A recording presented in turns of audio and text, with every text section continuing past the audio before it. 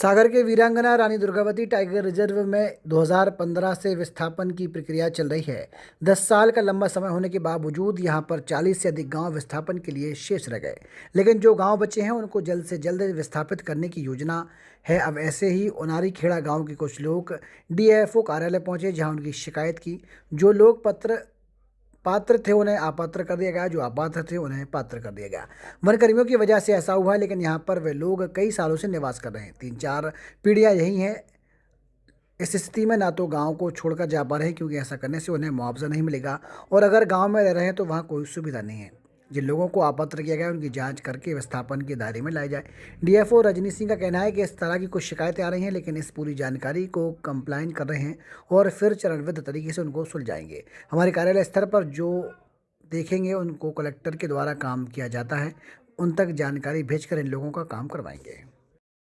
Sir, मांग लेके आए हैं कि हम लोगों को नौरादेही अभ्यारण्य के तहत ओनारी खेड़ा ग्राम से अपात्र कर दिया गया है, जो ये सरासर गलत है। हम वहाँ के स्थायी निवासी हैं।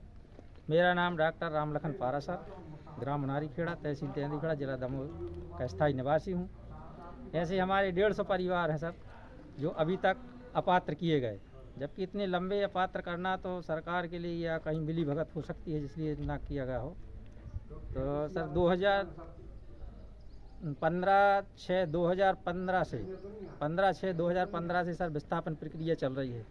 इतनी लंबी खिंचने के कारण जैसे हम लोग ऐसे हो गए हैं सर, जैसे एक अपने यहाँ देहात में बुंदेलखंड में कहावत है कि रौन कुमरई कैसी कुतिया, ना घर के ना घाट के।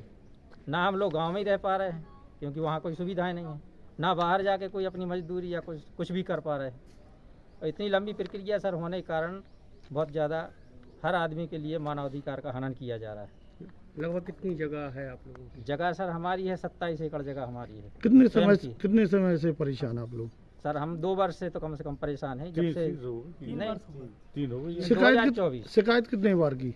कई बार हम लोग कम से कम शिकायत की आवेदन कोई 20 गिनती बार नहीं। आवेदन दे चुके हैं। अभी क्या मांगे हैं आप लोगों की प्रमुख? हमारी यही मांग है और यही सब प्रशासन से हमारा निवेदन है कि हमें जल्दी से जल्दी विस्थापित किया जाए और हमारी जो मुआवजा राशि है वो हमें दी जाए, क्योंकि हम वहाँ के पिछले 7 पीढ़ी से निवासी हैं और हम सब लोगों की 20-20, 25-25 एकड़ से कोई भी ऐसा वो नहीं है कि जिसकी जमीन ना हो। गाँव में जंगली जानवर छोड़ दिए गए, कुछ लोगों के लिए वो शायद मनोरंजन का जगह है, लेकिन हम लोगों के लिए वो जानलेवा चीज़ें हैं और हमारी जगह और हमारे घर मकान मिटाए जा रहे हैं। तो उसके बाद भी प्रशासन से हमें इतना गिड़गिड़ाना पड़ रहा है जिसका कोई वो नहीं है। हमने ये उम्मीद प्रशासन से बिल्कुल नहीं करी थी, और हमारे गांव के ज़्यादा से ज़्यादा लोग अनपढ़ हैं। इस चीज़ का प्रशासन बहुत ज़्यादा फ़ायदा उठा रहा है। जब कलेक्टर साहब के यहाँ जाते हैं तो बोल देते हैं कि मंत्री जी के साथ मीटिंग में, विधायक जी के साथ मीटिंग में। तो हमें यह लगता है क्या कलेक्टर साहब केवल मंत्रियों या विधायकों के लिए, आम जनता की कोई सुनवाई नहीं होगी। हम लोग बहुत ज़्यादा परेशान हैं और प्रशासन से एक ही हमारा निवेदन है कि हमें से जल्दी यार लंबा समय हो जगह से खाए, तो अब किस तरह इनकी समस्या का निराकरण करेंगे आप?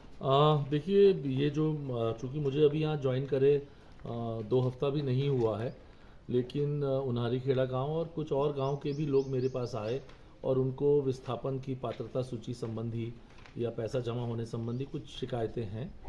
तो अभी तो मैंने इनको भी अवगत कराया कि हम पूरी जानकारी कंपाइल कर रहे हैं। पहले तो एक तो क्योंकि कुछ लोग हमारे पास आ पाते हैं, मेरा ऐसा मानना है कि कुछ लोग ऐसे भी हैं जो नहीं भी आ पाते हैं और समस्या में हैं। तो मैंने अपने कर्मचारियों को कहा है कि पहले तो हम पूरी जानकारी इसको कंपाइल कर लें और कंपाइल होने के बाद कैटेगराइज कर लें। तो इसमें देखिए कुछ समस्याएं हैं जिसका निदान कलेक्टर साहब के स्तर पे होना है, क्योंकि ज़िले में जो भू अर्जन का कार्य होता है वो कलेक्टर साहब का होता है। तो मैं जो, और चूँकि नौरादेही की ये वीरांगना दुर्गावती की जो समस्या है वो 3 जिलों में फैला है। तो 3 कलेक्टर हैं, नरसिंहपुर कलेक्टर और सागर कलेक्टर और दमोह कलेक्टर। तो तीनों कलेक्टर साहिबान से बात करके जो मुद्दे हैं उनके सामने लाके उनका हल करने का प्रयास करेंगे। कुछ पैसा रिलीज़ करने या उससे जुड़े मसले हैं जो मेरे कार्यालय से हैं या परिषद कार्यालय से हैं, तो इनको चरणबद्ध रूप में करेंगे।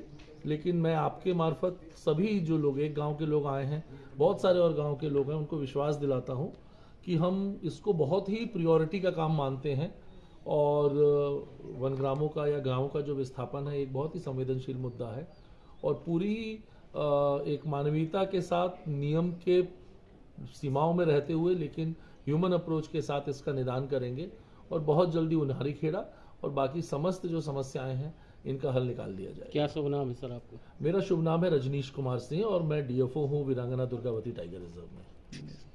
लेकिन उसके बाद भी कभी कोई प्रशासन का ना अधिकारी आया ना कोई कलेक्टर साहब आए कि ये गांव के लोग जिंदा हैं कि मर गए हैं।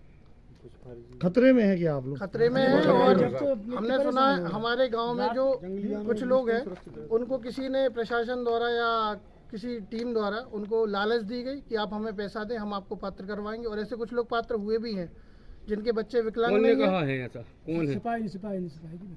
क्या कहा? ऐसे बहुत से लोग हैं, उन्होंने बोला कि पूरा सिस्टम है, हम आपको नहीं बता सकते। आप तो अपना काम करवाना है तो आप तो ये बोलें कि पैसा आप देंगे। लोगों की मांग पूरी नहीं होगी तो क्या करेंगे? हमारी मांग पूरी नहीं होगी तो मुख्यमंत्री के यहाँ धरना प्रदर्शन देंगे और हम उनके घर में अपना सामान लेके जाएंगे कि हम यहीं रहेंगे। आप हमारे प्रदेश के मुखिया हैं, जब हमारे कलेक्टर साहब कह रहे आप यहाँ के निवासी ही नहीं हैं तो आप हम वहाँ क्या करेंगे श्रीमान जी गांव में? और हमारे घर मकान ज़मीन जब सब मिटा दिए जाएंगे प्रशासन द्वारा तो हम 10, 20, 50, 100, 150 आदमी क्या करेंगे? प्रशासन से बढ़ के थोड़ी हो सकता है। कितने परिवार हैं लगभग? लगभग 150 परिवार अभी अपात्र किए गए हैं उनके द्वारा।